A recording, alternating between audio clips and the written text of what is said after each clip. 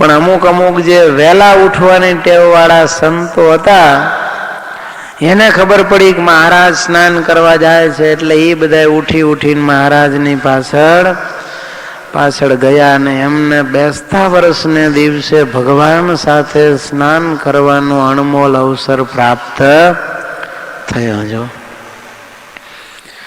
એટલે કવિ લખે છે, ઉઠ જાગ મુસાફિર ભોર ભઈ, अब रैन कहाँ जो सोवत है, जो जागत है सो पावत है, जो सोवत है सो खोवत है. કવિ જગાડે છે કે ઉઠ જાગ મુસાફિર ભોર ભાઈ. હે મુસાફિર, હે જીવડા, તું અહીંયા શું કરવા આવ્યો છે? મુસાફરી કરવા આવ્યો છે. આ દુનિયામાં આવ્યો છે. આ માણસ માત્ર બધા મુસાફિર જ છે. એટલે કહે છે કે જાગ ભાઈ જાગ, પ્રાતઃકાળ થઈ ગયું, હવે જલ્દી તું જાગી જા. હવે કઈ રાત નથી કે હજી તું ઊંઘે છે. જે જાગે છે એ જ પાવે છે અને જે સોવે છે એ બધું ખોવે છે. માટે હે જીવડા, તું હવે જલ્દી જાગી જાજો. ટૂંક નીંદ સે અખિયા खोल जरा और अपने प्रभु से ध्यान लगा। टूक नींद से अखियाँ खोल जरा और अपने प्रभु से ध्यान लगा। यह प्रीत करन की रीत नहीं, प्रभु जागत है तू सोवत है। ये प्रीत करन की रीत नहीं, प्रभु जागत है तू सोवत है। એ કહે છે હવે જલ્દી આ ઊંઘમાંથી જાગી જા, નીંદને ટૂંકાવી દે, એને છોડી દે અને આંખ ખોલીને જો. હવે આંખ ખોલી દે અને શું કર, તારા ઈષ્ટદેવનું ધ્યાન લગાવી દે. કારણ ભગવાનમાં જે પ્રીતિ કરવી, ભગવાનની ભક્તિ કરવી, એની રીતિ શું છે કે ભગવાન પહેલા ભક્તને જાગી જાવ. કવિ કહે છે આ તો ઊંધી રીતિ છે. તું સૂતો છે ને ભગવાન જાગે છે. જેનામાં તારે પ્રીતિ કરવી છે એ ભગવાન જાગી ગયા ને તું સૂઈ રહ્યા, બરોબર કહેવાય નહીં. જો જેટલાને વહેલા જાગવાની ટેવ હતી એ બધાએ જાગીને ભગવાનની સાથે સ્નાન કરવાનો અણમોલ લાવો બેસતા વર્ષને દિવસે લઈ આવ્યા. ભગવાન સ્નાન કરીને પાછા આવી ગયા. પછી બધા જાગ્યા. જાગીને પારાવાર પસ્તાવો કરવા લાગ્યા. બધાએ રાતે નક્કી કર્યું હતું કે મહારાજ ભેગે સવારમાં બેસતા વર્ષને દિવસે સ્નાન કરવા જવું છે, પણ કોઈ ઉઠી શક્યા નહીં. એટલે પસ્તાવો કરવા લાગ્યા, કરે રે મહારાજ સાથે આપણને આજે બેસતા વર્ષને દિવસે સ્નાન કરવાનો લાવો મળ્યો નહીં. ખુદ દાદા ખાચર પણ ન જાગી શક્યા, એ ઊંઘી રહ્યા. એટલે એને અંતરમાં દુઃખ થયું, પણ એને સમજણનું અંગ હતું. એટલે મહારાજને કહે છે મહારાજ ભલે અમને તમારી સાથે સ્નાન કરવાનો લાવો ન મળ્યો, પણ છતાંય અમે ધન્ય તો છીએ જ. કારણ અખંડ તમે અમારા ઘરે બિરાજમાન છો અને અમને તમારા દર્શન થાય છે, તમારી સેવા અમને પ્રાપ્ત થાય છે. પણ નાવાનો લાવો તો એને મળ્યો નહીં. ભલે કદાચ દાદા ખાચર યજમાન હતા એટલે એને રાતે મોડે સુધી વ્યવસ્થા માટે કદાચ જાગવું પડ્યું હશે, એટલે સવારે મોડે સુધી ઊંઘી રહ્યા હશે. તો જે જાગે છે એને જ બધું પ્રાપ્ત થાય છે, અને જે સૂવે છે એ અણમોલ અવસર અને મોટી અમૂલ્ય તકો છે એ ગુમાવી બેસે છે. માટે આપણે બધાએ પણ સવારે સૂર્યોદય પહેલા જાગી અને પૂજા પતી જાય એવા સમય નિર્ધારિત કરી અને એ પ્રમાણે જાગવાનો પ્રયાસ કરવો. ખુદ ભગવાન પણ સવારમાં વહેલા ઉઠતા હો. શતાનંદ સ્વામીએ ભગવાનનો પ્રાતઃ કર્મ આહનિક વિધિનું વર્ણન કર્યું છે. સરસ મજાનું સ્તુતિ ગાન કર્યું છે.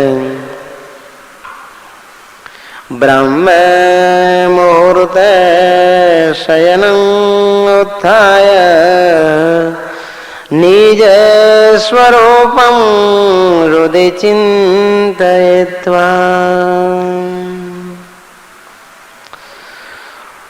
સ્તુતિ કરે છે દીનાનાથ ભટ્ટ. હે મહારાજ, આપ કેવા છો? તો કહે છે બ્રાહ્મે મુહૂર્તે શયનમ ઉત્થાય. હે મહારાજ, બ્રાહ્મ મુહૂર્તમાં નિત્ય પ્રત્યે સુખ શૈયામાંથી જાગી અને નિજ સ્વરૂપનું ધ્યાન કરો છો. સ્નાતમ વિશુદ્ધમ, પછી શુદ્ધ પાણીથી સ્નાન કરી અને સરસ મજાના એક ઉપરણી અને એક ધોતિયું ધારણ કરો છો. એવા નીલકંઠમ સ્વરૂપમ હૃદય ચિંતયામી. એવા હે નીલકંઠ સ્વરૂપ, આપને હું મારા હૃદયને વિશે ચિંતવું છું. તો નિત્ય પ્રત્યે ભગવાન સ્વયં જાગતા અને જાગી અને પછી આપણને ઉપદેશ આપે છે કે તમે પણ જાગશો. પણ આજે મહારાજને પ્રભાતિયા બોલીને સંતો એ વખતે જગાડતા હો. સંતો વહેલા જાગી જાય, નાહી ધોઈને પૂજા કરીને મહારાજને જગાડવા માટે આવે. અક્ષય ઓરડીની બહાર પોતાના જે વાજિંત્રના સાજો હોય ને એ લઈને પ્રભાતિયા બોલે અને મહારાજને જગાડે. જો કેવી સંતોને ટેવ હતી. મહારાજ ધામમાં જતા રહ્યા પછી બ્રહ્માનંદ સ્વામી જુનાગઢથી આવ્યા. આગલે દિવસે તો એ સૂતા ત્યાં સુધી એમને ખ્યાલ જ હતો કે મહારાજ ધામમાં જતા રહ્યા છે. પણ સવારમાં ઉઠ્યા ને ભૂલી ગયા. નાહી ધોઈ અને પૂજા પાઠ કરી અને પોતાનું વાજિંત્ર લઈ અને અક્ષય ઓરડીના દરવાજે આવીને બેઠા બેઠા માંડ્યા પ્રભાતિયા ગાવા. જો પ્રાત ભયો પ્રાણ પ્યારે જાગો ગિરધારી. આવીને ભગવાનને જગાડવા માંડ્યા. ભગવાન તો અંદર હોય તો જાગે ને. કોક બીજા સંતોએ આવીને કહ્યું કે સ્વામી કોને જગાડો છો? ત્યારે કહે છે મહારાજને જગાડું છું. અરે સ્વામી, મહારાજ તો અક્ષરધામમાં ચાલ્યા ગયા, હવે ક્યાં અક્ષર ઓરડીમાં સૂતા છે તો જાગશે. ત્યારે તો સ્વામીને ખ્યાલ આવ્યો કે મહારાજ તો અક્ષરધામમાં ચાલ્યા. કેવા એના નિત્ય ક્રમ જુઓ તમે. મહારાજ ધામમાં ચાલ્યા ગયા છે. આગલે દિવસે જાણતા હતા તોય હવારમાં તો ઈના ઈ પાછા. હવારમાં પોતે તો પૂજા પાઠ પતાવી અને પાછા ભગવાનને જગાડવા માટે ટાઈમસર પહોંચી ગયા. બોલો 4 વાગે તો અક્ષર ઓરડીએ પ્રભાતિયા ગાતા.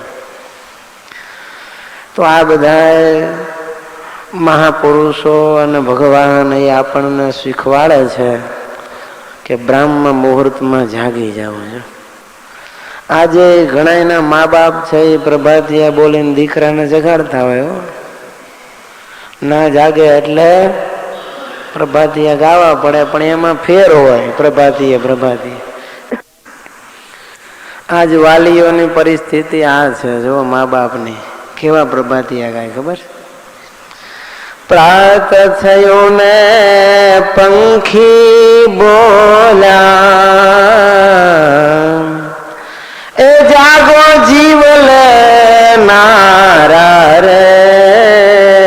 પ્રાત થયો ને પંખી બોલ્યા, એ જાગો મારા બાપ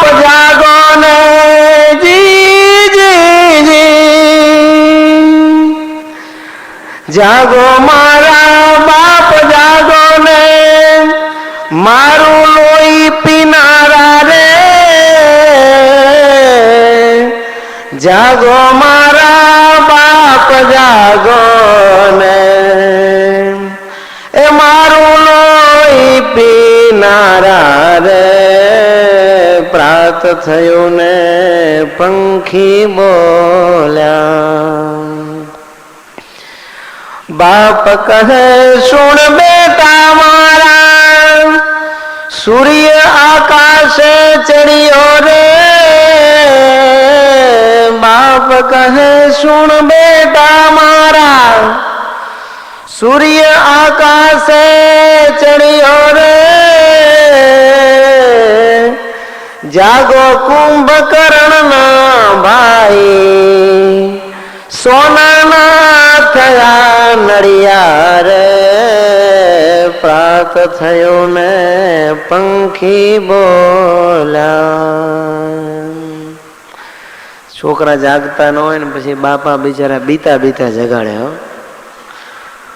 છોકરાને કહે છે જાગો, હવે આ પંખી બધાય કલબલાટ કરવા માંડ્યા, કલરવ કરવા માંડ્યા, એ મારું જીવ લેનારા હવે તમે જાગો છો.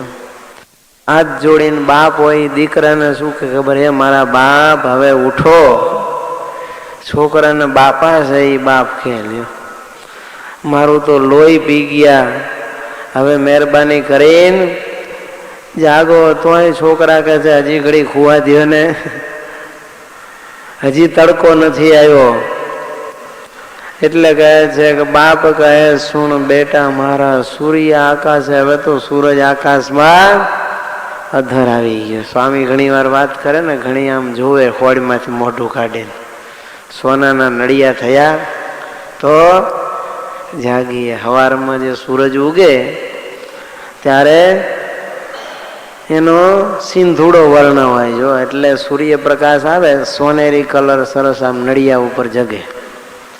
ઠાર પડ્યો હોય, કિરણો આપાત થાય તો નડિયા કેવા લાગે, સોનેરી કલરના લાગે. એટલે કહે છે કે જાગો કુંભકર્ણના ભાઈ, એ કુંભકર્ણના ભાઈ હવે જાગો, નડિયા હોનાના થઈ ગયા છે. તોય જાગે નહીં. આ બાજુ પાછા દૂધવાળા આવીને ઊભા રહી ગયા હોય, છાપાવાળા આવીને દરવાજો ખખડાવતા હોય પૈસા લેવા. એટલે કહે છે દૂધવાળો દરવાજે ઊભો, દૂધના પૈસા લેવા રે, પટાવાળો નિરાશ થઈ બેઠો, ઓફિસની ચાવી લેવા રે, પ્રાત થયું ને પંખી બોલ્યા. દૂધવાળાને બિચારાને અઠવાડિયું થઈ ગયું એટલે એમ થાય કે હમણાં સાહેબ જાગશે ને રૂપિયા આપશે. બીજે જઈને પાછો આવ્યો હોય તો આ હોતા હોય. એટલે દરવાજે ઉભો ઉભો દાદાને એમ કે દાદા મહેરબાની કરો ને, સાહેબને જગાડો અને રૂપિયા અપાવો. પટ્ટાવાળો બિચારો રાહ જોઈને જોતો હોય, શેઠ હમણાં જાગે અને ઓફિસની ચાવી આપે તો હું ઓફિસ ભેગો થવું. વાળી જોડીને સાફ કરીને પાછો ક્યાંક પ્રસંગ હોય કોઈને ત્યાં, એને બિચારાને ત્યાં પહોંચવું હોય કે સાહેબ 9 વાગે આવે એ પહેલાં હાજરી આપી આવું. એટલે એ વહેલો ઊભો હોય લાઈનમાં. પણ આ તો ઉઠે તો બધાના કામ થાય ને. પછી તો આ બાજુ નળ ખુલ્લા રાખીને હોઈ ગયા હોય પાછા મ્યુનિસિપાલિટીના, કલાક પાણી આવતું હોય માંડ. એટલે હવે છોકરો તો જાગે નહીં. એટલે પછી છોકરાની વહુને કે, એને તો બહુ કહેવાય નહીં, એટલે પંપાળીને એને કહે છે પાણીના તો નળ જ જાય છે, વહુ બેટા તમે ઉઠો રે, જમનાદાસ મંદિરે ચાલ્યા, હું બેઠો મોઢું લૂતો રે, પ્રાત થયું ને પંખી બોલ્યા. પ્રાત થયું ને પંખી બોલ્યા, જાગો જીવ લેનારા રે. પ્રાત થયું ને પંખી બોલ્યા. બિચારા ડોહા પરવશ હોય, એક જ બાથરૂમ હોય, ઈ પાછો છોકરાના રૂમમાં હોય, ત્યાં થઈને જવાય એવું હોય એટલે દાદાને ઉપર હુવડાયા હોય. અંદર સીડી અંદરની હોય એટલે બિચારા ઉપરથી ગેલેરીમાં ઊભા ઊભા જોતા હોય ને રાડો પાડતા હોય કે હવે જાગો તમે. મ્યુનિસિપાલિટીના પાણી ચાલુ થઈ જાય તો એ છોકરાની વહુ સૂતી હોય એટલે આનંદ વિનંતી કરે કે બેટા તમે તો જાગો, હવે આ પાણી જતું રહેશે પછી નાયા વગર રહેવું પડશે. ધનુર્માસ હોય, બાજુવાળા સત્સંગી પાછા જમનાદાસ મંદિરે જતા હોય કે હાલો કાળીદાસ નથી આવું. ઘણું એ ડોહાને એમ થાય કે મંદિરે જવું, ધોઈને કહું, પણ નાવાનો નંબર લાગે તો ને બિચારાનો. એટલે વિનંતી કરે બીજું તો કાંઈ નહીં, પણ તમે આ દરવાજો ખોલો તો હું નાઈને મંદિર ભેગો થવું. તમારે સૂવું હોય તો સૂવો. જો બાપાનું ઉપજતું ન હોય તો આવી રીતે જગાડે બિચારાનું. ઉપજતું હોય તો પછી ભાંઠો લઈને શ્લોક બોલે તો પછી પ્રભાતી ન ગાય, શ્લોક બોલીને જગાડે. એટલે ભગવાન કહે છે આવા શ્લોક ગાવા અને પ્રભાતિયા ગાવા એના કરતા એમને એમ જાગી જઈએ એ ઉત્તમ કહેવાય. તો એવી રીતે ભગવાન કહે છે પ્રાતઃ કાળમાં વહેલા જાગવું. સૂર્યોદય પહેલા એટલે બ્રાહ્મ મુહૂર્તમાં 4 થી 5 વાગે એની વચમાં મહારાજ કહે છે જાગી જવું. જો અલગ અલગ સમયને અલગ અલગ કાળ કહેવામાં આવ્યા છે. સૂર્યોદયથી 55 ઘડી પહેલા એટલે 55 ઘડી રાત્રિ બાકી હોય, 5 ઘડી રાત્રિ બાકી હોય ત્યારે એને ઉષઃ કાળ કહેવાય. પછી 57 ઘડી અર્થાત 3 ઘડી. ઘડીના 2 પરિમાણ છે એટલે આ તમે પેલું જુઓ પંચાંગ તો એમાં 55 ઘડી 57 ઘડી એમ લખ્યું હોય, પણ 57 ઘડી અર્થાત 3 ઘડી રાત્રિ બાકી હોય એટલે એને અરુણોદય કહેવાય. અરુણ એટલે સૂર્ય, એને ઉગવાનો સમય થવા આવે એને અરુણોદયનો સમય કહેવાય. 58 ઘડી એટલે રાત્રિ 2 ઘડી બાકી હોય ત્યારે પ્રાતઃ કાળ કહેવાય અને ત્યાર પછી સૂર્યોદયનો સમય કહેવાય. તો સૂર્યોદય પહેલા ભગવાન કહે છે તમારે જાગી જવું અને જાગ્યા પછી ભગવાનનું ધ્યાન સ્મરણ કરી અને ભગવાનનું નામ સંકીર્તન કરતા કરતા સ્વામી કહે છે સ્નાન શૌચાદિક વિધિ કરવા માટે જવું. જો તો એમાં જો લેટરીન જતા હોય તો સીધું પહેલા દાંતણ જે કંઈ આપણે લેતા હોય એ લઈને બાથરૂમમાં કપડાં આદિ મૂકી અને લેટરીન જવા માટે જવું. અને લેટરીન ન જતા હોય તો બેસી અને દાંતણ કરવું.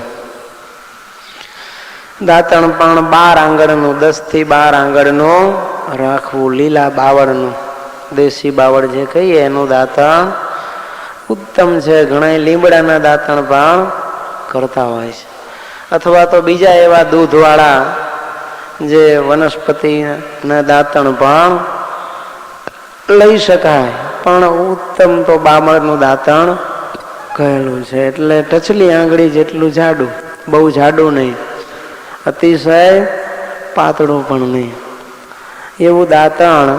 એમાં ત્યાગીઓએ મહારાજ કે હાથે કાપવું નહીં, પણ બીજાએ કાપીને આપેલું હોય એ દાંતણ લઈ અને એક જગ્યાએ બેસી અને ભગવાનની સ્મૃતિ સાથે દાંતણ કરવું. જો સામાન્ય રીતે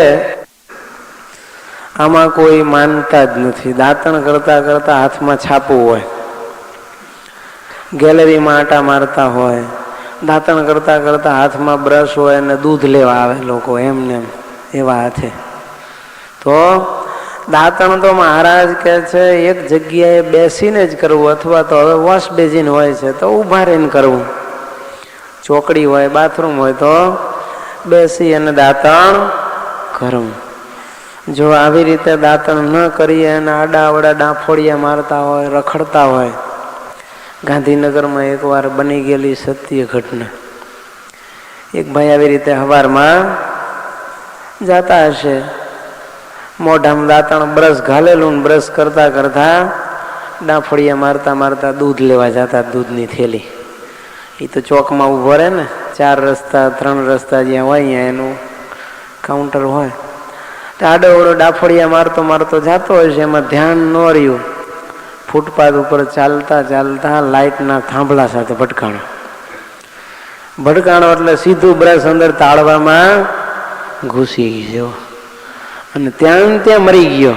હોસ્પિટલ ભેગો પણ થયો નહીં, શ્વાસ નળીમાં ઘૂસી ગયો. જે કાંઈ થયું હોય ત્યાં જે માણસ મરી ગયેલો. અને કદાચ મરી ન જાય ને જીવી જાય પણ બધું અશુદ્ધ તો થાય ને ઘરમાં. મોઢામાંથી જે આ બ્રશ કરેલું બધું પડે જ્યાં ત્યાં લોંદા, એ અશુદ્ધ જ થાય. અને બ્રશ તમે કરતા હો એટલે છાંટા ઉડે, જો ચારે બાજુ કપડાં બધું હેઠું થઈ જાય. એટલે ભગવાન કહે છે એક જગ્યાએ બેસીને અથવા તો વોશ બેઝિન હોય તો ત્યાં ઊભા રહીને દાંતણ કરવું. પણ પલંગમાં બેસીને, સોફા સેટમાં કે આરામ ખુરશીમાં બેસીને કે ગેલેરીમાં ઊભા ઊભા દાંતણ ન કરવું. ઘણા તો કેવું કરે, ગેલેરીમાં હાથમાં છાપું લઈને દાંતણ કરતા હોય ને પાછું થૂકવાનું થાય એટલે હેઠે થૂકે. હવે હેઠે રસ્તો હોય, કોઈ માણસ બિચારો જન્મદિવસ હોય તો સવારમાં નવા કપડાં પહેરીને એમ થાય કે હાલો આજ મંગળા કરવા જવું. ઉતાવળે ભગવાનના દર્શન કરવા જતો હોય. કોઈ વ્યક્તિ હોય એને ઇન્ટરવ્યૂ આપવા જવાનું હોય, બસ પકડવાની હોય, બિચારો એ ઉતાવળથી જતો હોય. કોઈ ક્યાંય લગ્ન ગાળામાં લગ્ન પ્રસંગે વહેલા નીકળ્યા હોય અને તમે માથેથી થૂકો, કેવી હાલત થાય બિચારાને. એપાર્ટમેન્ટમાં તો ઘણી વાર તમે જો અહીંયાથી આમ નીકળતા હોય માણસો, નીચે ઘર જ હોય આમ ઉપરથી નીચે સુધી. તમે ઉપરથી બ્રશ કરીને થૂકો, નીચે કોકે કપડાં સૂકવેલા હોય બહાર બાલ્કનીમાં, તો એના કપડાં ગંદા થાય. કોક બિચારો આવી રીતે શુભ કર્મે નીકળ્યો હોય ને એને અડચણ ઊભી થાય. માટે ઈતર સંપ્રદાયના લોકોને જે કરવું હોય એ કરે, પણ સ્વામિનારાયણ ભગવાનના આશ્રિત હોય તો એક જગ્યાએ બેસીને અથવા તો અત્યારે સમય પ્રમાણે ઊભા રહીને ભગવાનના સ્મરણ સાથે દાંતણ કરવું. જો અને જો લેટ્રિન જવાનું હોય તો લેટ્રિન જઈ અને પછી ભગવાન કહે છે 10 વખત ડાબો હાથ. એમાં જો બાથરૂમનું બારણું ખોલવું હોય ત્યારે તો 2 હાથ ચોખ્ખા હોય, પણ સંડાસ જઈને આવીએ પછી તો ડાબો હાથ અશુદ્ધ હોય એટલે જમણા હાથથી જ બારણું બંધ કરવું જોઈએ. અને સ્વિચ એની બાથરૂમ સંડાસની જે લાઇટ હોય એ પણ જમણા હાથે જ બંધ કરવી. અને સંડાસમાંથી નીકળ્યા પછી સીધી જે આપણી વોશ બેઝિન કે ચોકડી હોય હાથ ધોવાની, એ બાજુમાં જ નજીકમાં જ રાખવી. અને ત્યાં જ હાથ ધોઈ અને ચોકડીમાં પગ ધોઈને પછી બાથરૂમમાં જવું. એટેચ બાથરૂમ હોય તો કંઈ સવાલ નથી, સંડાસમાંથી નીકળીને સીધા બાથરૂમ ત્યાં જ હોય. પણ ઘણા એને પછી સંડાસ જઈને હાથ ધોવાનું વોશ બેઝિન એ હોય, કોગળા કરવાનું એ અને દાઢી કરવાનું એ, તો એમ બધું એક વોશ બેઝિન ચાલે નહીં. સંડાસ જઈને હાથ ધોવાનું વોશ બેઝિન અથવા તો એક નળ નીચે નાખી દેવાનું, બાજુમાં એક પથ્થરો રાખી દે, એના ઉપર આપણે જે સાબુ માટી બને ત્યાં સુધી તો માટીથી ધોવાય તો ઉત્તમ છે. પણ હવે ગટરો ઉભરાઈ જતી હોય એટલે શું વાસણ ધોવાનું પાવડર આવે છે એ પ્રકારનું, અથવા તો બીજા વોશિંગ પાવડર આવતા હોય જેમાં માટી જમા ન થાય. અને જે ફીણ વડે છે કણીદાર હોય અને બહુ ગરમ ન લાગે હાથને, જે કપડાં ધોવામાં આવે એવો નિરમા નહીં, પણ હાથ ધોવા માટે પાછા એવો પાવડર બનાવતા હોય છે સાદો સ્મૂથ, તો એ પાવડરથી હાથ ધોવા જોઈએ. અને જો એનેથી ન ધોતા હોય તો છેલ્લે પછી હાબુથી તો તમારે ધોવા. પણ ખરેખર તો સૌથી શ્રેષ્ઠ માટી છે એ ઉત્તમ છે. માટીના અભાવમાં અથવા તો આવી રીતે શહેરમાં રહેતા હોય ને ગટર ભરાઈ જતી હોય, ફરિયાદો થતી હોય આપણી, તો એને બદલે પાવડર આવે છે એવા, એ પાવડરથી હાથ ધોઈ નાખવા. ડાબો હાથ 10 વખત, બંને હાથ ભેગા કરીને 7 વખત ધોવાય. આમ તો 3 વખત ગુદા અને 1 વખત લિંગ પણ માટીથી ધોવું એમ લખ્યું હતું, પણ હવે એ રિવાજ થોડો ઘસાઈ ગયો છે. એટલે એ રિવાજ બધે હવે પડાતો નથી.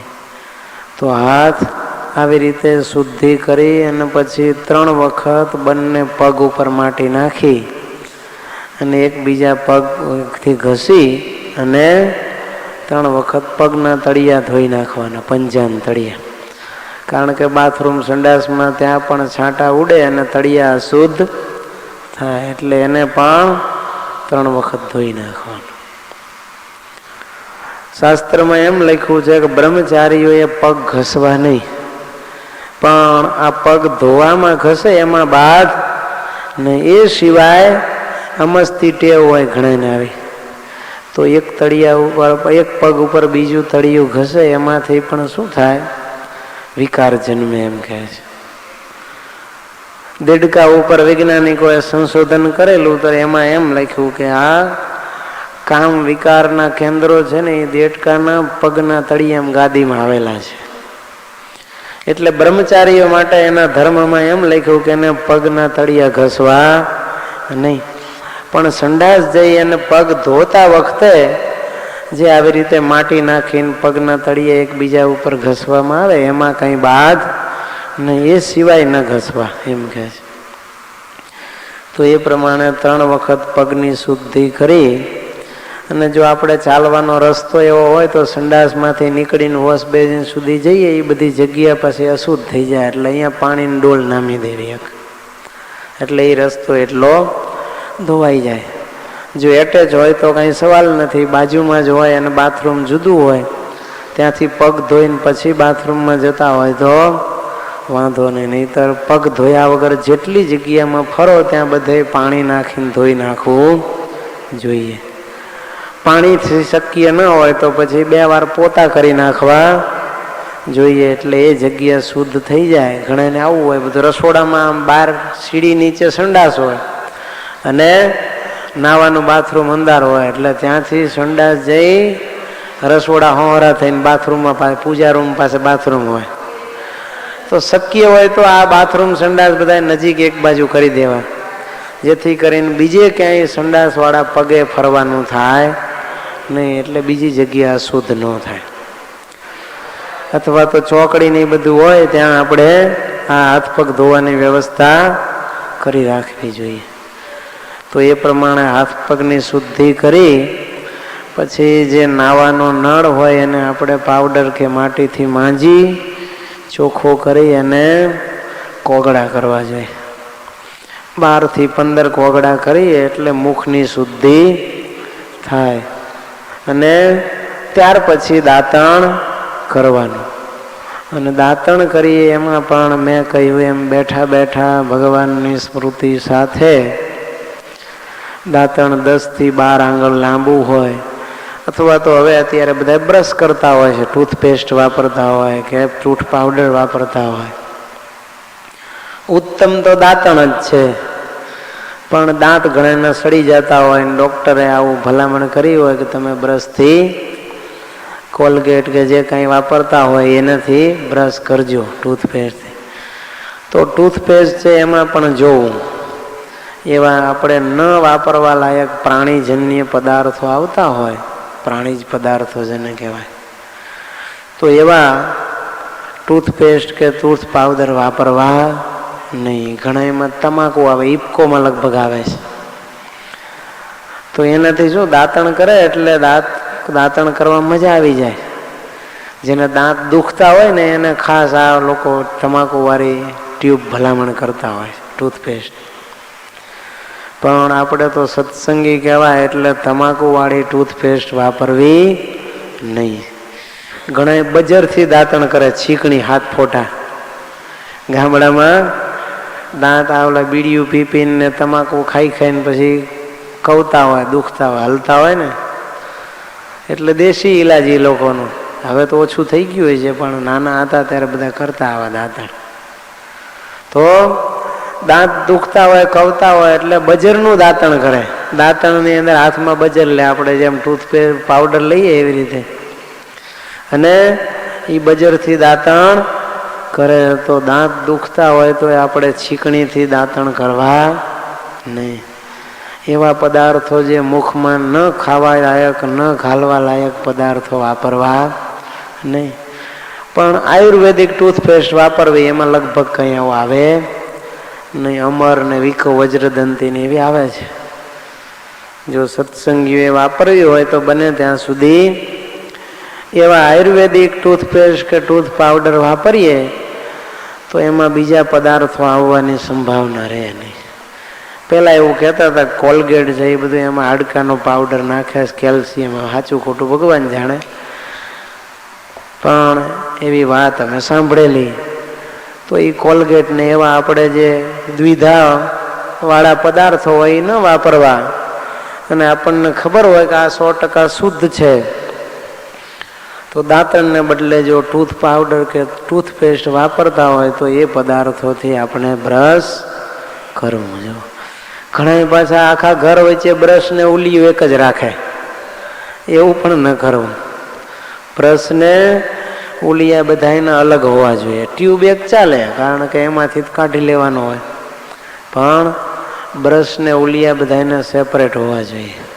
ઘણા તો પાછા ધોતાય ન હરખા. બ્રશે કેવું કરે, આમ બે ને બે આમ જાવ, બ્રશ મારી અને તરત કોગળા કરી નાખે. ઉતાવળ હોય એટલે બ્રશે સરખું ન કરે. એમ પણ ન કરવું તો પછી શું, બેક્ટેરિયા વાયરસ મોઢાની અંદર રહી જાય અને આખો દિવસ આ બેક્ટેરિયા રહે એટલે મોઢામાં પછી સડો ચાલુ થઈ જાય, દાંતમાં દુર્ગંધ આવવાની ચાલુ થઈ જાય. ઘણાને જો તમે બાજુમાં બેસો ને તો મોઢું ગંધાતું હોય. તો એનું મુખ્ય કારણ છે બ્રશ સરખી રીતે કરતા નથી, એટલે અવાવરું જ મોઢું રહે. પછી કેવળ કોગળા કરવાથી કઈ મોઢું વ્યવસ્થિત સાફ થાય નહીં. દાંતણ કરીએ અંદર બહાર બધા બ્રશ, અને એ એક સ્વાસ્થ્યની દ્રષ્ટિએ પણ જરૂરી છે. હાઇજેનિક કહીએ આપણે કે દાંત સારા હોય તો પછી ખોરાક વ્યવસ્થિત લેવાય, પાચન એનું વ્યવસ્થિત થાય, ચાવી શકાય, તો આપણું સ્વાસ્થ્ય પણ સારું રહે. નહીતર દાંતમાં જ પછી પાયોરિયા આદિ રોગ ચાલુ થઈ જાય. એટલે બ્રશ કરવામાં, દાંતણ કરવામાં પણ વ્યવસ્થિત કાળજી રાખવી અને ઉલ ઉતારવી. બ્રશ કર્યા પછી આ મોઢાની અંદર ચીકણો પદાર્થ બધો ભેગો થયો હોય એને વ્યવસ્થિત દાંતણની ચીરી કરીને ઉલ ઉતારીને ધોઈને પછી દાંતણ ફેંકવું. જો વ્યવસ્થિત ઉલ ન ઉતારે તોય પણ બીમારી થાય. એટલે કેવળ એકાદશી અને વ્રત ઉપવાસ જે આપણે આવતા હોય એ દિવસોને બાદ કરી અને કાયમ બ્રશ કે દાંતણ જે તમે કરતા હોય એ કરવું. પણ વ્રત ઉપવાસના દિવસે દાંતણ કે બ્રશ કરવા નહીં. કારણ કે વ્રત ઉપવાસના દિવસે દાંતણ કરો કે બ્રશ કરો અને પેઢામાંથી લોહી નીકળે તો પણ ઉપવાસનો ભંગ થઈ જાય. એમ કહે છે એકાદશી કે કોઈ પણ વ્રતને દિવસે આપણને ક્યાંયથી શરીરમાં લોહી નીકળે તો ઉપવાસનો ભંગ થઈ જાય. એટલે શેરડી પણ ન ખાવી એમ કહે છે ઉપવાસના દિવસે. કારણ કે શેરડી ખાય એટલે સોઈ લાગે ને મોઢામાં છોલાયા વગર રહે જ નહીં, લોહી નીકળે. તો એકાદશી અને વ્રતના દિવસે આપણે બ્રશ ન કરવું, દાંતણ ન કરવું, પણ શું કરવું, બાર કોગળા કરી લેવા પાણીના, અને એવી રીતે મુખની શુદ્ધિ કરી લેવી. અને એ સિવાયના દિવસોમાં અવશ્ય બ્રશ કે દાંતણ જે કરતા હોય એ કરીને પછી સ્નાન વિધિ કરવી. તો સ્નાનમાં પણ એમ કહે છે પહેલા પગમાં પાણી નાખવાનું, નીચેથી ઉપર પાણી નાખતા જવાનું. તો આપણી જે સંવેદના અને શરીરની ગરમી છે એ મગજમાં કેન્દ્રિત થાય.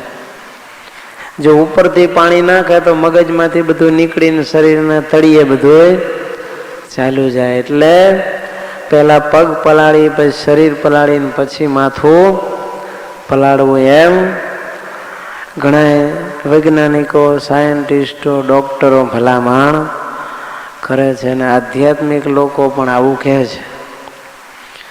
તો એ પ્રમાણે સ્નાન કરીએ ત્યારે આપણે તીર્થોના નામ લેવા, પવિત્ર ભગવાનના નામ લેવાના, મોટા સંતો ભક્તોને યાદ કરતા કરતા સ્નાન કરવું. પણ તીર્થો ભગવાનના નામ લીધા વગર જે સ્નાન કરે એ લોહીથી કરેલા સ્નાન બરાબર છે.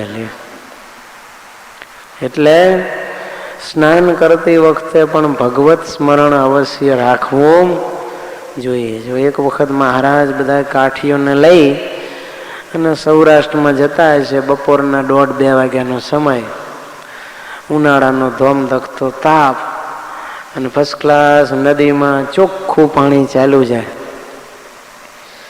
એટલે બધા એને નાહવાની ઈચ્છા થઈ ગઈ. મહારાજને વાત કરી. મહારાજ કે હાલો બધા આ નદીમાં સ્નાન કરીએ. એટલે સૌના વસ્ત્રો બદલાવીને, ધોતિયા પહેરીને બધાએ નાહવા પડ્યા. જો પણ પાણી સરસ હતું, બધાને નાહવાની મજા આવી ગઈ. તે મોટા હતા બધા, છતાં પણ બધાએ જલ ક્રીડા કરવામાં જ રહ્યા. તરવું, ધબવું, કૂદકા મારવા, એકબીજાને પાણી ઉડાડવું, એવી રીતે સ્નાન કર્યું. મહારાજ તો થોડી વાર સ્નાન કરીને બહાર નીકળીને વસ્ત્રો પરિધાન કરવા માંડ્યા. એટલે આ બધા હરિભક્તો કાઠીઓ બહાર નીકળ્યા અને નાઈને શરીર લૂસવા માંડ્યા. એટલે ભગવાન કહે છે એલા તમે શું કર્યું? તાર કે મહારાજ સ્નાન કર્યું. ભગવાન કે તમે તો બધા અશુદ્ધ થઈ ગયા. કેમ? મહારાજ કે તમે બધા લોહીથી નાયા. કાઠીઓ કહે છે અરે મહારાજ લોહીથી કેમ? તમારે કહેવું તું ને. ભગવાન કહે છે તમે લોહીથી નાયા. અરે મહારાજ આવું ચોખ્ખું પાણી લોહીથી નાયા એમ કેમ કહો છો? કીધું હોત કે આ પાણીમાં આવી અશુદ્ધિ છે તો અમે નાત જ નહીં. ભગવાન કહે છે એમ નહીં, સાંભળો. તમે આ સ્નાન કર્યું 1/2 કલાક, 1/4 કલાક, એમાં કોઈએ ભગવાનને યાદ કર્યા? તીર્થોના નામ લીધા? તો કે ના મહારાજ. ભગવાન કહે છે કેવળ જર ક્રીડા તમે કરી, રમત જ રમ્યા છો, નાતા નાતા. કોઈએ ભગવાન અને તીર્થોના નામ લીધા નથી. માટે તમે બધા જે નાયા એ લોહીથી નાયા બરાબર છે. તો મહારાજ હવે શું કરીએ? ભગવાન કે ફરી વાર નાવા પડો અને હવે ભગવાન અને તીર્થોનું નામ લેતા લેતા નાવ તો નાવાનું ફળ મળશે. એટલે પાછા બીજી વાર નાવા પડ્યા અને ભગવાનને યાદ કરી નાહી અને પછી વસ્ત્રો પહેર્યા. મહારાજ કે હવે તમે સ્નાન કર્યું છો. તો આવી રીતે નાતા નાતા પણ ભગવત સ્મરણ કરવું જોઈએ. મૂર્તિ સંભાળીએ, કીર્તન બોલીએ, પ્રભાતિયા ગાઈએ કે નામ સ્મરણ કરીએ, તીર્થોને યાદ કરીએ, એવી રીતે સ્નાન કરવું જોઈએ. જો પણ ઘણા તો બાથરૂમ સિંગર હોય, પાછા બાથરૂમમાં જાય એટલે પિક્ચરના ગીતો ચાલુ કરી દેજો. તો નાતા નાતા પિક્ચરના ગીતો ન ગાવા પણ ભગવાનની સ્મૃતિ રાખવી. એમાં પણ સ્નાનમાં જો ઠંડા પાણીએથી સ્નાન થઈ શકે તો ઉત્તમ છે. શરીર જો ખમતું હોય, બહુ ઉંમર ન થઈ હોય અને માંદા ન પડી જતા હોય, તો શરદી કફ થઈ જાય, ટાઢ ચડી જાય, તાવ આવી જાય, તો એના માટે પછી ગરમ પાણી સારું કહેવાય. પણ જો ઠંડા પાણીએથી સ્નાન થતું હોય તો એની તંદુરસ્તી વધારે સારી રહે. દિવસ દરમિયાન પણ પછી સ્ફૂર્તિમાં રહે અને બહારની ઠંડી ઓછી લાગે.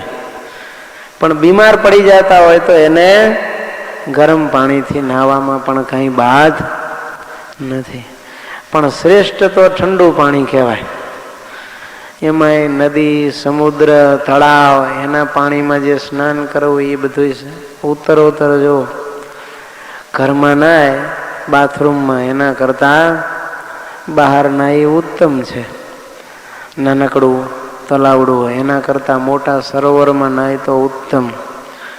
એના કરતા કોઈ નદીમાં નાય તો ઉત્તમ. એના કરતા જો પવિત્ર ગંગા જેવી મોટી નદીઓમાં નાય તો એનાથી ઉત્તમ. અને સમુદ્રમાં સ્નાન કરે તો સર્વોત્તમ છે એમ કહી. પણ બધાને કંઈ આ ફેસિલિટીઝ અવેલેબલ હોય નહીં. એટલે ભલે કદાચ આપણે બહાર નાવા નહીં જઈ શકીએ, પણ બાથરૂમમાં નાતા નાતા તો ગંગા, ગોદાવરી, સરસ્વતી, કાવેરી, નર્મદા, સિંધુને યાદ કરવામાં કાંઈ તકલીફ થાય? પવિત્ર સમુદ્રો અને તીર્થોના નામ લઈને નારાયણ સરોવર ને બિંદુ સરોવર ને નામ લેતા શું થાય? પુષ્કર સરોવર ને ગોમતી સરોવર મફત છે ને. યાદ કરીને ના આવો એટલે એ બધા તમને નવડાવવા માટે હાજર થાય. લે તો એવી રીતે ઘેલા આદિ જે પવિત્ર નદીઓ હોય એના નામ સ્મરણ કરીને આપણે ભલે બાથરૂમમાં નાહીએ, ઠંડા પાણીથી નવાય તો ઠંડુ, નહીતર પછી ગરમ પાણીથી સ્નાન કરવું. પણ ઘણા તો શિયાળામાં પાછા એવું નાય ખંખોરી કરીને હાલતા થઈ જાય. પૂરું પાછલો ભાગ તો પલરે નહીં. ધોતિયું પહેરીને નાતા હોય તો પાટલી પલળી ન હોય. તો એવું ન કરવું, વ્યવસ્થિત નાવું. પણ ભગવાન કહે છે સત્સંગી જીવનમાં પ્રાતઃ કાળનું સ્નાન છે એ સંક્ષિપ્ત સ્નાન કરો. 5 મિનિટમાં નાહી લેવું. ઘણા પછી ભાદરવાની ભેંસ જેમ નાવા પડે બહાર જ ન નીકળે. બીજા ઘરના સભ્યો રાહ જોતા હોય કે હમણાં આ દેવતા બહાર નીકળે તો આપણો નંબર લાગે.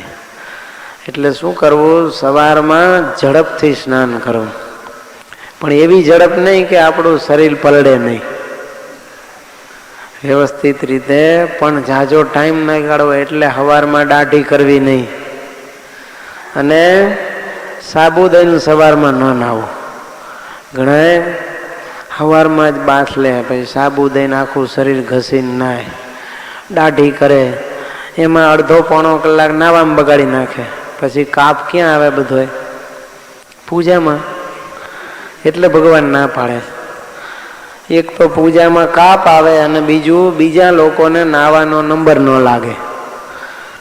એટલે સવારનું પ્રાતઃકાળનું સ્નાન મહારાજ કે ઝડપથી કરી અને પૂજા વિધિ પતાવી લેવી. પછી તમારે દાઢી કરવી હોય, સાબુદાન આખું શરીર ગહીને નાવું હોય તો ભલે નાવ, અથવા તો બપોરે ઘણા નાતા હોય તો એ વખતે તમારે જે કાંઈ શાંતિથી નાવું હોય, બાથટબ બનાવ્યું હોય ઘરમાં, ઘડીક તમારે હિલોડા લેવા હોય તો ભલે ખુશીથી લેવો. પણ સવારે મહારાજ કહે છે ઝડપથી સ્નાન કરી અને ચોખ્ખો જે ટુવાલ હોય એનાથી શરીર લૂસવું. ઘણા શું કરે? એક જ ટુવાલ રાખે, કાયમ એનાથી શરીર લૂછા કરે. પણ શરીરનો ઉપરનો ભાગે લૂવે, મોઢું લૂવે, અને શરીરનો નીચો ભાગે પણ બધું એનાથી જ લૂવે. તો નીચલો ભાગ સાફ કરીએ એટલે પછી અશુદ્ધિ આવી ગઈ કહેવાય, અશુદ્ધ થઈ ગયો કહેવાય. એટલે પાતળો રૂમાલ એવું હોય તો રાખવો. પછી એને બોળી નાખવાનો. જો પણ કેળથી નીચેનો ભાગ આપણે લૂસીએ ને પછી એ પાછો મોઢે ઘાય ને અશુદ્ધ કહેવાય. એટલે એવી રીતે ટુવાલ તમે રાખતા હોય તો એમાં એ પ્રમાણે કાળજી રાખવી. અને પછી લૂછ્યા પછી એ ટુવાલને ધોઈને હૂકવી દેવા, પણ ગોટો વાળીને મૂકી રાખવો નહીં, ગંધાઈ જાય. હીરા ઘસુના ટુવાલ જોવા જેવા હોય. સુરતમાં જાઓ ને તમે, નાના નાના કારખાનામાં કેટલાય કારીગર કામ કરતા હોય અને 1-2 બાથરૂમ હોય, એમાંથી જ બધાને નાહી ધોઈને સવારમાં કામ પતાવવાનું હોય. પછી ટુવાલ બહાર હૂકવે તો પાછા બીજા વાપરી નાખે. એટલે નાઈને ગોટો વાળીને પેટીમાં ઘાલ દે, પછી બીજે દિવસે કાઢે. એવા ગંધ મારતા હોય તમે જુઓ. ડૉક્ટરને આપ્યા હોય તો ક્લોરોફોર્મની જરૂર પડે નહીં. ટુવાલથી દર્દી ઘેનમાં જતો હોય એનું ઓપરેશન થઈ જાય. તો એવા ગંદા અને ભીના ટુવાલ રાખવા નહીં. સમયે સમયે એને સાબુથી સાફ કરી નાખવાના. રોજે રોજ તો પાણીમાં પલાળીને સૂકવી દઈએ તો પણ ચાલે. તો એ પ્રમાણે મહારાજ કહે છે સ્નાન કરીએ ત્યારે ભગવાનની સ્મૃતિ રાખીને તીર્થોના નામ સ્મરણ સાથે સ્નાન કરવું અને ચોખ્ખું પાણી હોય એનાથી સ્નાન કરવું. ગંદુ પાણી હોય, બીજાનું નાતા વધેલું હોય, ઘણા એમાં પાછા ચડ્ડી અંદર બોડીને નીચવી નાખતા હોય, તો એવી ડોલ હોય બીજાએ જાંગીઓ અંદર ધોયો હોય તો પછી ડોલને પાવડરથી માંજી અને પછી પાણી એમાં ભરવું જોઈએ. જો પણ સીધું આપણે પછી એને જાંગીયા અંદર છબછબાવ્યા હોય ને આપણે એ પાછા ડોલમાં પાણી ભરીને નાહીએ તો એ શુદ્ધ પાણી કહેવાય નહીં. તો એ પ્રમાણે જો નળની સગવડતા હોય ને ઉપરથી નળ પડતો હોય તો કાંઈ માથાકૂટ જ નહીં, નળ નીચે જ બેસીને સ્નાન કરી લેવું. પણ જો ડોલ વાપરતા હોય તો એ ડબલા ડોલ પણ પાવડરથી માંજી અને શુદ્ધ કરીને પાણી અંદર ભરવું અને એ પાણીથી એવી રીતે નાહવું. નાહ્યા પછી શરીર કોરું કરી અને આપણે ટુવાલ વીંટવો જોઈએ. એમાં ઘણા આમ ફરતો લુંગીને જેમ વીંટી લે તો ખરેખર સત્સંગીઓ એવી રીતે ટુવાલ વીંટીને ચલાય નહીં, કારણ કે એ નગ્ન જ કહેવાય. પૃથ્વીને પણ આપણે માતા કહીએ છીએ તો ટુવાલને એટલો લાંબો રાખવો કે એક લાંગ વાળીને પાછળ એક છેડો ખોસી શકાય. મળે છે એવા ખાદી ગ્રામોદ્યોગના મોટા ટુવાલ મળે, થોડા લાંગ વારીને ચાલવું જોઈએ. પણ લાંગ વાર્યા વગર એમને એમ ટુવાલ વીંટ